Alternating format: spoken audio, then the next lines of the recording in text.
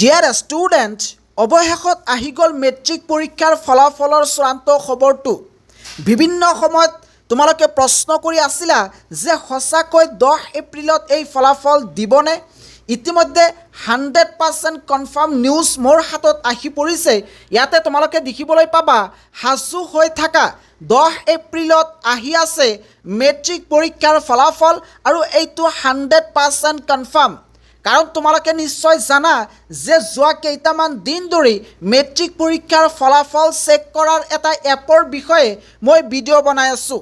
অৰ্থাৎ তোমালোকে এই মেট্ৰিক পৰীক্ষাৰ ফলাফল কেনেকৈ চেক কৰিবা এই বিষয়ে এটা এপৰ ওপৰত মই ভিডিঅ' বনাই আছোঁ। আৰু সেই এপৰ গৰাকীয়ে মোক কিছু মুহূৰ্তৰ পূৰ্বে কৈছে যে কাইলৈ ফলাফল আহি আছে। ইয়াতে কোৱা কৈছে টুমৰো ৰিজাল্ট ইজ কামিং, অৰ্থাৎ কাইলৈ মেট্ৰিক পৰীক্ষাৰ ফলাফল আহি আছে। যেটো এপৰ গৰাকীয়ে কৈছে যিটো এপৰ জৰিয়তে তোমালোকে মেট্ৰিক পৰীক্ষাৰ ফলাফল চেক কৰিব পাৰিবা। গতিকে কাইলৈ অৰ্থাৎ 10 এপ্ৰিলত 100% চিয়'ৰ তোমালোকৰ ফলাফল আহিব আৰু তোমালোকে এতিয়াই সাজু হৈ থাকা। আৰু কেনেকৈ এই ফলাফল চেক কৰিব পাৰিবা এই বিষয়ে মই অলৰেডি ভিডিঅ' বনাইছোঁ।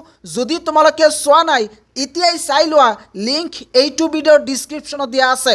আৰু এই ভিডিঅ'টো তোমালোকৰ বন্ধুবৰ্গলৈ শ্বেয়াৰ কৰি দিয়া যাতে সকলোৱে জানিব পাৰে যে এটা 100% নিউজ আহিছে যে কাইলৈ ফলাফল দিয়া হ'ব। ইফালে কিন্তু অসমৰ শিক্ষামন্ত্ৰীগৰাকীয়েও কৈছে যে 10 এপ্ৰিলত ফলাফল দিয়া হ'ব।